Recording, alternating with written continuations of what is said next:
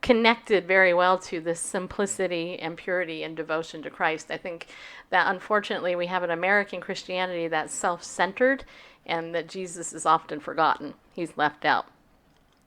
Galatians 6:7 says, "Do not be deceived. God is not mocked. For whatever a man sows, this he will also reap." And often people talk a lot about that too. They'll talk about how, well, I don't understand why that happened. I don't understand. I played the lottery and now I'm in debt. And you're like, well, duh, hello. You reap what you sow, people. 2 Timothy 3:13 says, "But evil men and impostors will proceed from bad to worse, deceiving and being deceived," right? And then Titus 3:3 says, "For we also once were foolish ourselves, disobedient, deceived, enslaved to various lusts and pleasures, spending our life in malice and envy, hateful and hating one another." James 1:16 says, "Do not be deceived, my beloved brethren." Don't be deceived. And then it says here in Revelation chapter 18, verse 23, "And the light of a lamp will not shine in you any longer, and the voice of the bridegroom and bride will not be heard in you any longer, for your merchants were the great men of the earth, because all the nations were deceived by your sorcery." Revelation 19:20, "And the beast was seized, and with him the false prophet who performed the signs in his presence, by which he deceived those who had received the mark of the beast, and those who worshipped his image. These two were thrown alive into the lake of fire, which burns with brimstone." So note here, the mark of the beast, there's going to be deception. By the way, I'm going to talk to you about a Bible study I'm going to be doing on prophecy, and then we'll definitely talk about that.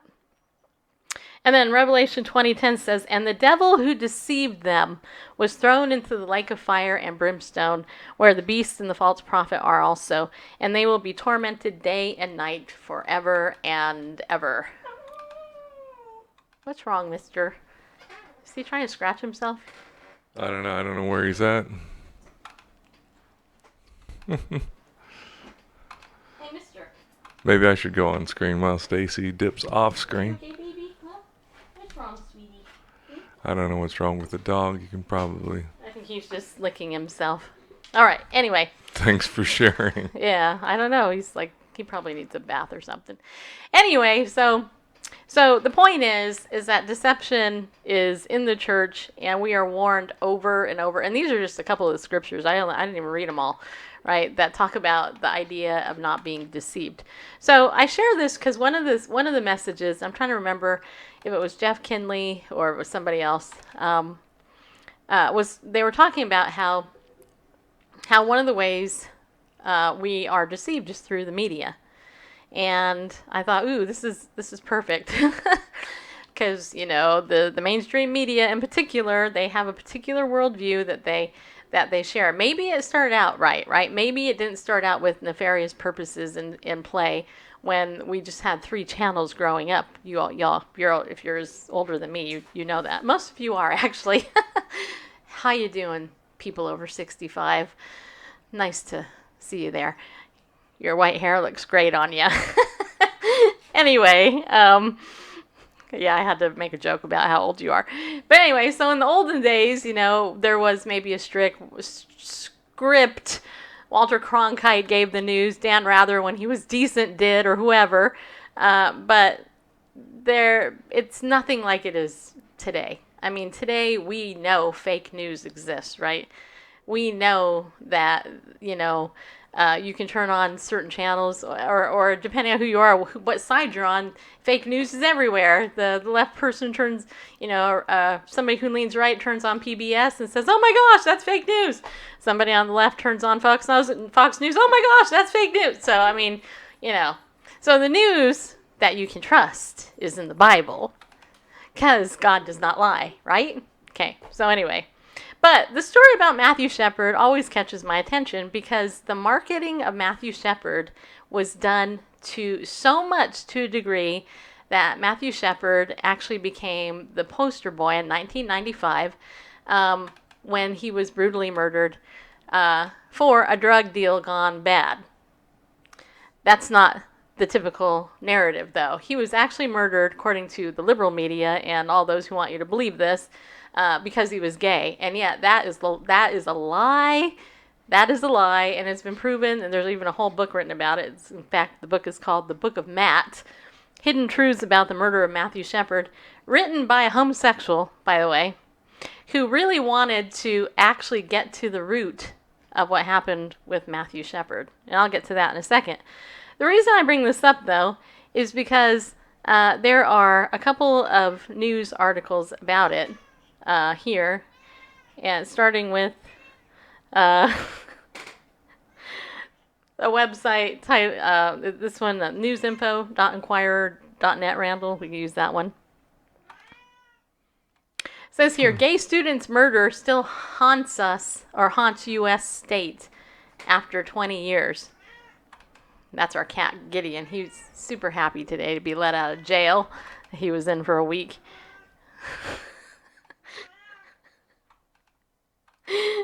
It says here, Laramie, Wyoming.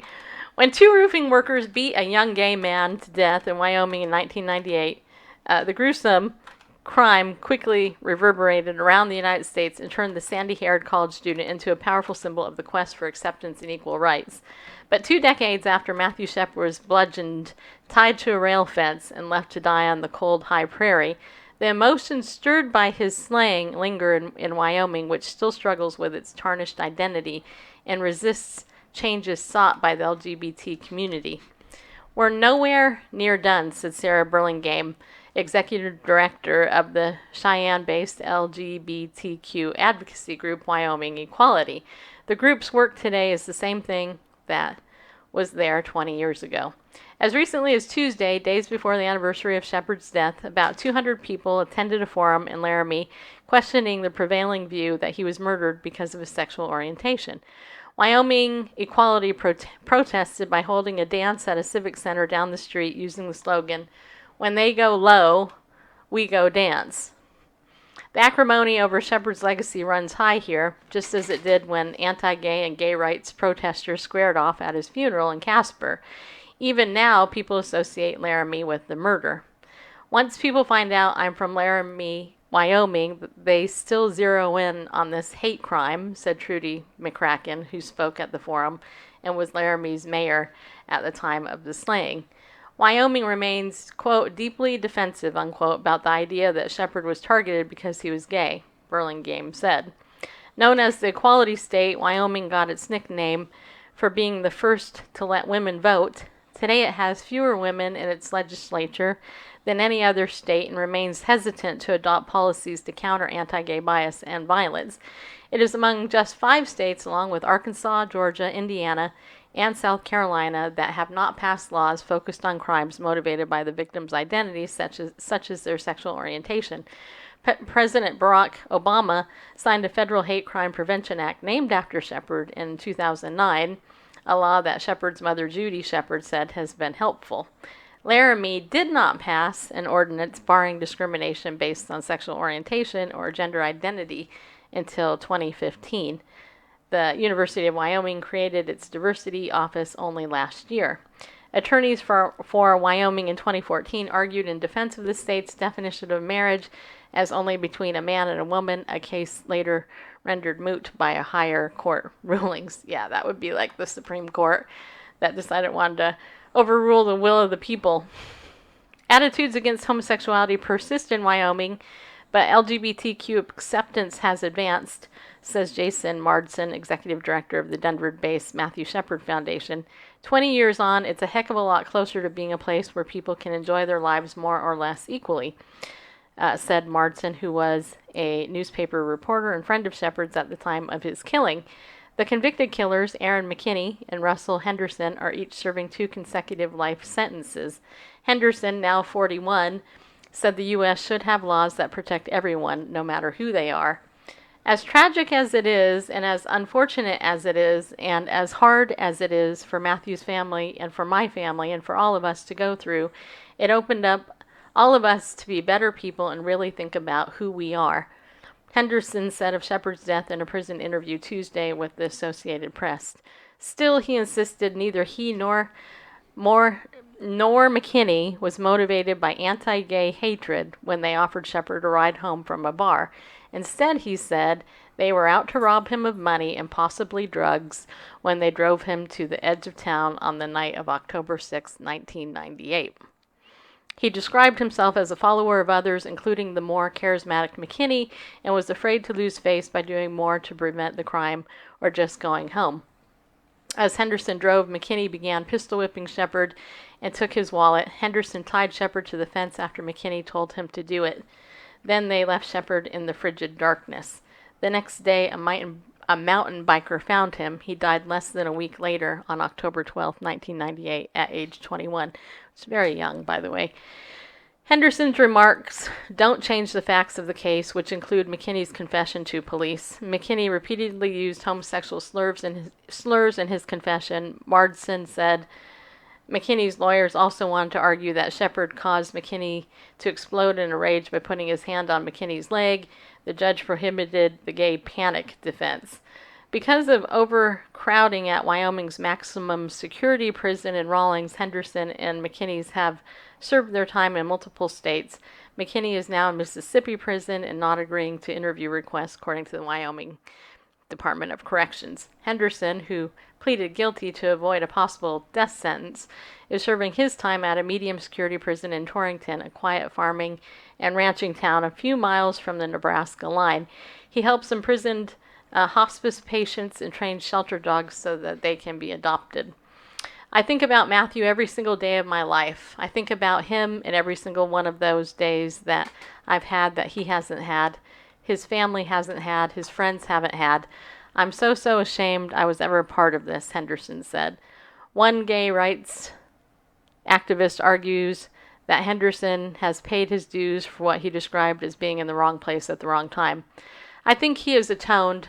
I think he has a contribution to make to society, said Malcolm Lazen, executive director of the Philadelphia-based LGBT group Equality Forum and former federal prosecutor.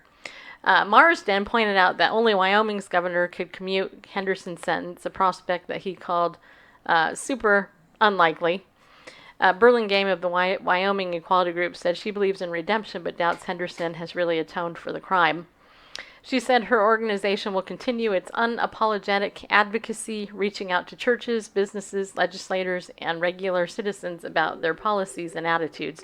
For the last 20 years, the work of Wyoming Equality has really been this race, and we want to get to every LGBT person out there, Burlingame said, but we're also trying to get to the next Aarons and the next Russells. So this obviously has one slant to the story. And I do find it interesting that you interview the guy that was convicted of the crime, both of them. One says that it had nothing to do with him being gay, and the other one, because he said gay things, doesn't mean it's anti-gay, and I will, and maybe you'll disagree with that, but hear me out on that. In the gay activist community and among homosexuals, it's actually very common for homosexuals to use these epithets with themselves. You know, they're the ones that call themselves queers and other things. So that's no argument that it was a gay crime in my book. In fact, let me read you the commentary from Amazon.com from Stephen Jimenez, who actually wrote this book, The Book of Matt, Hidden Truths About the Murder of Matthew Shepard. And it was released in September of 2014. It actually says here, the following: what role did crystal meth and other previously underreported factors play in the brutal murder of gay college student Matthew Shepard? The Book of Matt is a page-turning cautionary tale that humanizes and demythologizes Matthew while following the evidence where it leads, without regard to the politics that have long attended this American tragedy. Late on the night of October 6, 1998, 21-year-old Matthew Shepard left a bar in Laramie, Wyoming with two alleged, quote, strangers, unquote, Aaron McKinney and Russell Henderson.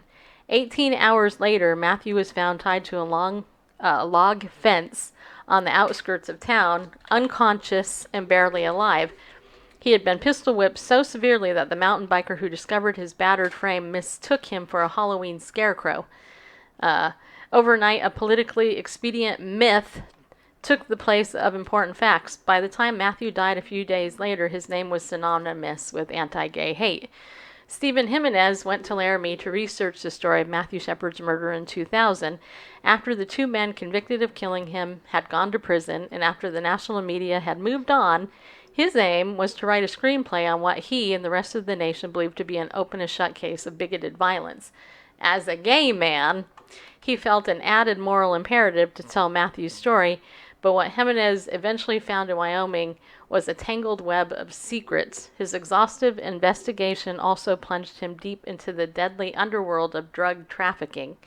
Over the course of a 13-year investigation, Jimenez traveled to 20 states and Washington, D.C., and interviewed more than 100 named sources.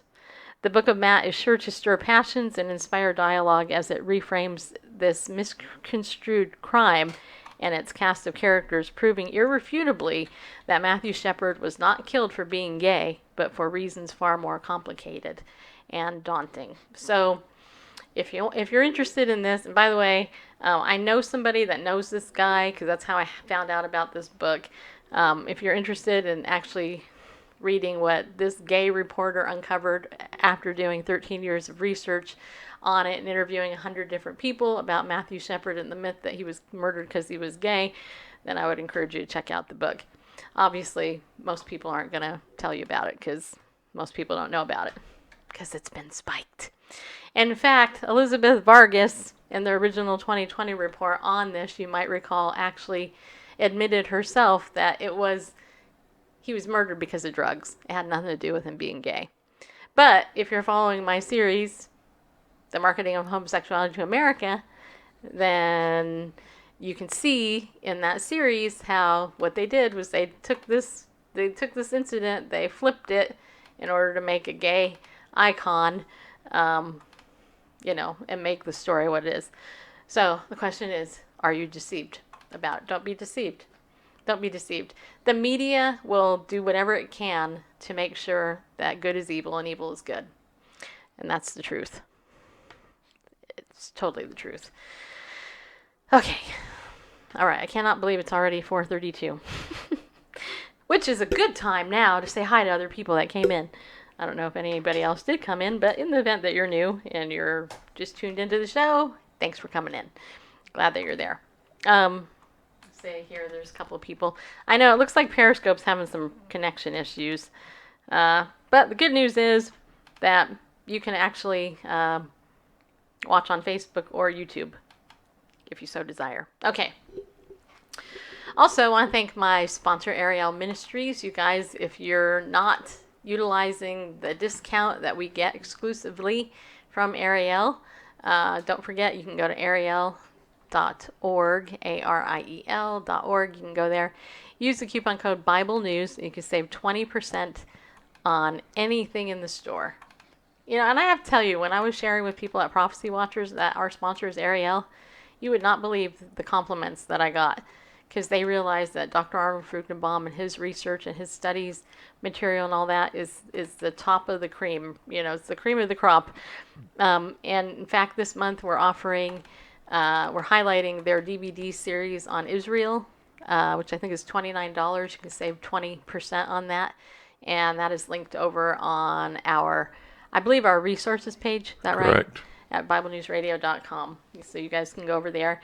And we also have a brand new Bible study up there as well, which is it's about the church, I think. Local church. The local church. So if you want Dr. Fruchtenbaum's free Bible study on that, make sure you go there and click on that and go ahead and download that free Bible study for you. Or if you're already on my email list, then you can actually go ahead and if you're already on it, it's linked in the email. But this will put you on our email list, so you'll get the future ones next month too. So you guys, thank you for supporting Ariel and us, because they keep giving to us because you keep giving to them through us, and it's a win-win situation for everybody. Also, want to remind you, if you want to become a pillar of our community, all that means is you just commit to donating once a month to us. Suggested donation is $25 a month if possible, but if you can't give that, we understand. You can give whatever you want. We are blessed either way. And don't forget, you can also pray for us, because prayer is important, people. Yeah, it is. Prayer is super important. I'm going to be sharing a couple books with you probably tomorrow that we could offer you in exchange also for a donation. If you want to donate to us, I'll be happy to send you a couple of different books that we have now to give away as thank yous to those of you who donate. You can set up a recurring payment over there on our website, and most people through PayPal, right? So that is the easiest payment method that we have there. And Pastor Garrett's in the house, and I think Diane is there too, and Diana is in there too. Yeah, Periscope is acting up. There's really nothing we can do about that.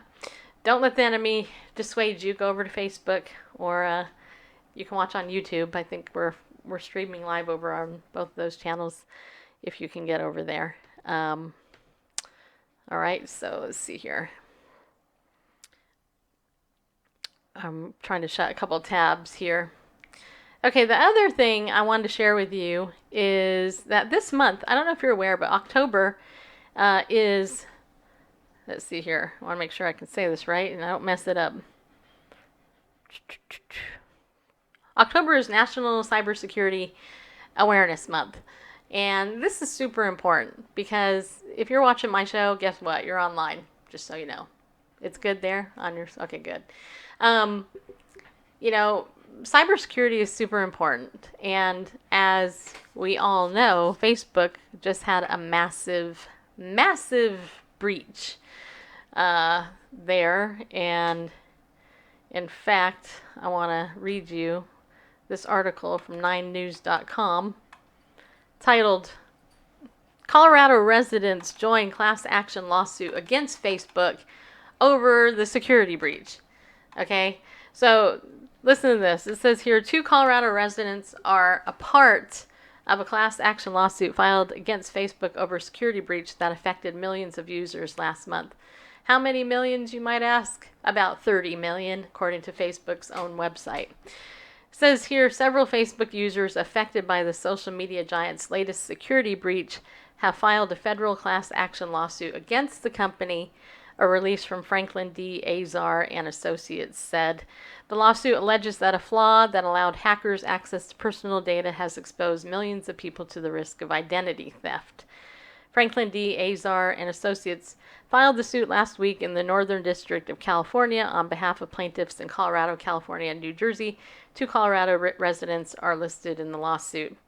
Facebook announced in late September that it had discovered a vulnerability in its code that allowed hackers to access and take over as many as 50 million user accounts, although it had not yet determined the extent to which linked accounts, passwords, or financial data were compromised or misused. And then it says here, the company has since estimated that the breach affects 30 million users, including 14 million who had personal information stolen from their profiles. This is important, right? The lawsuit complaint notes that the company had learned of the breach, which involved a feature that lets users see what their profile looks like to others, nearly 2 weeks before the public announcement. It also accuses Facebook of failing to maintain adequate security measures, and these guys are requesting a jury trial. So Facebook is in trouble. And it says here, attackers exploited a vulnerability in Facebook's code that affected, quote, view as, unquote, a feature that lets people see what their own profile looks like to someone else. The feature was built to give users more control over their privacy. 3 software bugs in Facebook's code connected to this feature allowed attackers to steal Facebook access tokens they could then use to take over people's accounts. And if you've been one of these people who've gotten the annoying fake news email about getting a friend request from so-and-so, that's just a part of it right there. Anyway, the article ends here by saying these access tokens are like digital keys that keep people logged into Facebook so they don't need to re-enter their password every time they use Facebook. Well, I don't know about you, but I changed my password anyway. And I think you should too. Now, according to the actual Facebook page itself, this is what they say. An important update about Facebook's recent security incident says here, we previously announced a security incident. Notice they use the word breach. It's an incident. We had an incident on Facebook. And want to provide an update on our investigation. We have now determined that attackers used access tokens to gain unauthorized access to account information from approximately 30 million Facebook accounts. We're very sorry here. This happened. Your privacy is incredibly important to us, and we want to update you on what we've learned from our ongoing investigation, which includes Facebook accounts are impacted, what information was accessed, and what Facebook users can do about it. So it says here that they basically learned everything I just told you a minute ago. And then it says here, to protect our users while we conducted an investigation, we invalidated the access tokens of almost 90 million accounts that were potentially impacted by that vulnerability. There's no need for anyone to change their passwords, and if you're still having trouble logging back into your account, then you can learn what you can do by clicking here. Change your password. I don't care if you're not affected or not. I would just change your password. Just do it, get it over with. But here's the thing that I find super interesting about this is that what I find interesting about it is that people who are concerned about identity theft, which would be me, there's actually articles out there that actually talk about how they are saying that Facebook isn't going to offer anybody free identity theft protection as a result of this massive breach. Now think about that for just 1 minute. Because how much money do you think it would cost Facebook to give all of their users identity theft protection? Just curious. It would cost them millions of bucks, probably, right? It would cost them a super amount of money, a huge amount of money. So what I say is forget them, right? I mean, you can use Facebook at your own leisure or whatever. I'm still using it because I'm connected to most people on it. But don't be naive and think that your info is secure there, because it's not. You know, and you really should get identity theft protection. I've been telling you this for months now. If you don't get it, you should get it. And credit freezes, that's not the way to go. Some people say, oh, just freeze your credit. No, don't do that, because if you freeze your credit, what they don't tell you is that if you need your credit, just as an example, you're going to have to pay to get it unfreezed, first of all. And what happens if you need it on the weekend or something in an emergency and the place is closed on the weekend? Just saying. Get identity theft. Get ID Shield. Sign up for ID Shield for a family up to 8, up to 10 actually. 8 children, 2 parents. It's $24.95. If you have a kid, actually I had a call from a friend this week. They have a baby, that one of their grandchildren, they're getting ID Shield for that little baby. Because babies' identities are being stolen. Their social security numbers are being targeted. And how foolish would it be to not protect that kid for $10 a month, right? I mean, seriously.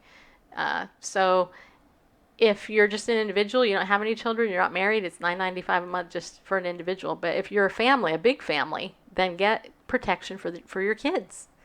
You can protect a whole family, up to 10 people, for $24.95 a month. And trust me, you want to. In fact, I got it today. I applied for a Kohl's credit card a couple of weeks ago because I was in Kohl's shopping for my birthday. My dad gave me some money for my birthday, and I went and bought some new clothes. And they offered me a credit card to apply for a credit card. And normally I wouldn't apply for a credit card, just so you know, I wouldn't normally apply for one because I don't typically use them enough. I don't need them. But they said, well, if you do this, you get 30% more off. And I said, okay, I'll apply for it. So I applied for it. I was declined, even though I have a very good credit rating. I was completely declined. I got the letter today. It told me why. Because I don't make enough money is basically why. You don't make enough money compared to your debt, basically. So Kohl's declined me. But the next day, I got an alert from ID Shield, and I actually posted it on my Facebook page, and it said here, somebody that somebody tried to apply for a Kohl's credit card, and was this you? And I said, yes, this is me. But if it hadn't been me, then I would have been alerted like that somebody tried to apply for credit in my name. And just for that alone, honestly, you guys, it's worth having it. I've signed people up for ID Shield who didn't know that their license had been breached, their driver's license. And they couldn't get their name changed as a result. They had no idea. ID Shield protects everything. It protects 65 unique pieces of information, including your social media. Plus, you have Kroll private investigators backing it up, and they give you ID Shield Vault, which will also protect all your passwords, military grade encrypted. There's seriously no better deal than that you can find in the identity theft world. So I want you to sign up for it. Do something to protect yourself before it's too late. In fact, I got to read you this story. This is over on RTV. It's on the IndieChannel.com. And listen to this. Insurer Anthem, how many of you guys have heard of Anthem Insurance? Will pay record $16 million. Why? For massive data breach. Listen to this. The nation's second largest health insurer has agreed to pay the government a record $16 million to settle potential privacy violations in the biggest known healthcare hack in U.S. history, officials said Monday. The personal information of nearly 79 million people, including names, birth dates, social security numbers, and medical IDs, was exposed in the cyber attack discovered by the company in 2015. The settlement between Anthem Inc. and the Department of Health and Human Services represents the largest amount collected by the agency in a healthcare data breach, officials say.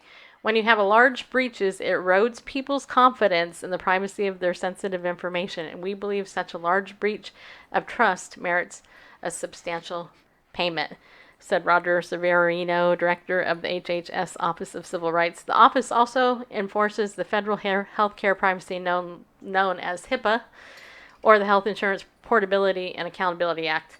Anyway, point is, your information out there it's already violated. I mean, it's already violated. If you're on Facebook, you're most likely a victim already. But anyway. Yeah, 30 million Facebook, 79 million people, whether some overlap here or not with health records. I mean, basically anything a thief needs to exploit your identity and rack up all sorts of credit in your name, etc. You know, the way to prevent this kind of thing would be if everything, required to buy and sell, if there's some sort of, biometric implant, say in your hand, your forehead, something like that, something that, it wouldn't just be some token online, it'd be, on your physical person.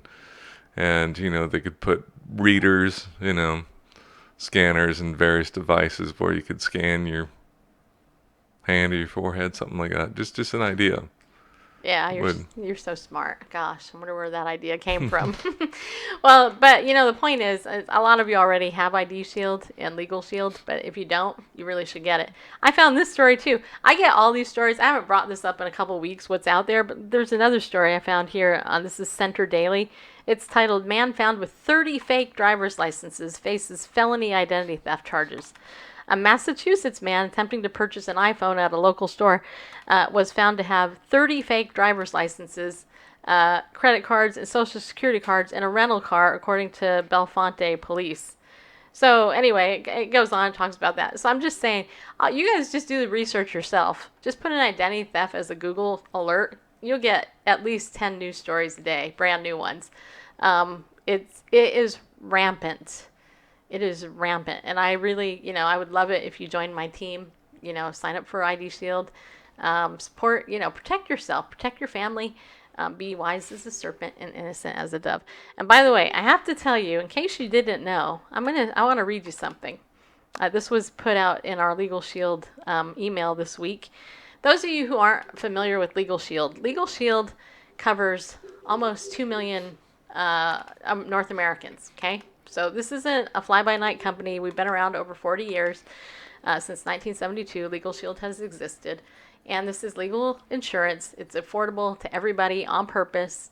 Just because it's affordable doesn't mean it's useless. It's completely useless. But here's Legal Shield's high service standards. Number one, you get a legal consult within 4 business hours And for time-sensitive legal matters, usually within 1 business hour, okay? How many of you know people that have called their lawyer and they won't get back to them for 2 or 3 days? With Legal Shield, you call your lawyer, within 4 business hours, you get a call back. That's unheard of. If you have a document that needs to be reviewed or prepped, they will do it within 3 business days. 3 business days, okay? That's huge. Letter or phone calls on participants' behalf, 3 business days. If they can't reach our participant, let's say they call somebody and they can't do it, they will do 2 attempts to do that. If you get a speeding ticket review, within 4 business hours of receipt. So let's say I get a speeding ticket at noon, I submit it through my app. Within 4 business hours, that law firm will be contacting me back and telling me how to deal with that ticket. Will review and preparation within 5 business days from receiving all the information. So that's one thing you get free with your Legal Shield membership is you get to do your will. And by the way, you guys, doing a will is kind of a pain in the butt, just so you know. But everybody needs a will. If you have a bank account, you need a will. If you have animals, you need a will. If you don't have kids, you don't think you have property or something, guess what? You have something, you need a will to get it there. In emergency situations, 24/7 emergency assistance if you're arrested or detained, seriously injured due to an auto accident, served with a criminal warrant, or the state attempts to take their children. I have a friend that contacted me yesterday who had a domestic violence situation. She contacted Legal Shield, got some help. I'm just going to tell you, Legal Shield works. You guys need to have it. And, $24.95 a month to cover yourself with ID Shield for an individual is it's like $35 a month, basically. Okay? Who doesn't have that? That everybody has it. Money is never the answer for that. If you're denying it, then you make less money than I do because I can afford it and I don't make a lot of money. Okay? Just saying. Get it. Arm yourself with it because it will definitely help you. And if you want to become a member of my team, then contact me about that. I can tell you how to join my team. I have 4 great team members already. Looking forward to building a big, huge team. Actually, the more the merrier. We have A-grade training, specialized training for my team only. Honestly, that other Legal Shield associates don't have. So. You can become very successful with Legal Shield if you put the time in. Learn the product, tell people about it, and all that. And so, what better month to become a member of Legal Shield and get your identity theft protection than during National Cybersecurity Awareness Month? Be smart. Like I said, be smart. As a Christian, I think it's important that you protect yourself and be smart. Don't be deceived and get yourself protected. Don't be deceived into thinking it can't happen to you, because guess what? When it does, and you're not protected, you're going to remember me. You're going to go, oh my gosh, Stacy kept telling me this, and I didn't do it. Okay, so contact me. You can contact me directly through any of my social media, or, through the bit.ly, which Randall put up. It's bit.ly / all capitals protect me. You can contact me directly through that website too. You can definitely tell we're home because the animals make noise during the show. Yeah, they do. All right, so on another note, I want to end the show by talking about this article over on the Hill website. Mediaite founder Dan Abrams, I don't know how many of you heard this story, is going to launch a Christian sermon streaming network. For those of you who you don't know who Dan Abrams is, he was actually on TV. He was ABC chief legal analyst and Mediaite and Law and Crime TV founder Dan Abrams launched a streaming network on Monday, quote, dedicated to broadcasting Christian sermons with an in-studio discussion, unquote. It says here, Abrams, who has seen great success with his media properties in recent years under Abrams Media, launched Ambo, A-M-B-O, named for a historic synonym for a pulpit, from a studio in New York. The live programming rollout is scheduled for November, with simultaneous back-to-back live sermons airing Saturday and Sundays, and featuring a lineup of high-profile partners such as Victory Church of Tulsa, Oklahoma, and the multi-site Fresh Life Church, led by pastor and best-selling author Levi Lusko, according to an announcement from Ambo, A-M-B-O. From there, it will quickly expand to weekdays as well. The network will be hosted out of the newly built Abrams Media Studios in Herald Square in New York City, and viewers will be able to engage with other viewers via a live chat feature throughout the programs. Ambo will be led by Brooke Gurley, who received a BA from New York University in Religious Studies, a law degree from Duke University School of Law, and MAR from Yale Divinity School, according to the network. Gurley comes from a family of pastors. An inspirational network for younger Christians is long overdue, said Gurley. Ambo TV will allow viewers to watch compelling sermons in real time from pastors of my generation and discuss them with other viewers from around the world. This is the type of network many of us have been waiting for, and I'm thrilled to be part of creating it. So this is interesting to me because one of the things Randall and I were talking about at the Prophecy Watchers forum, technically is what it was called, was how do we meet the millennial generation in Christian media? Because when it comes to educating the millennials with a biblical worldview, most of them aren't getting it.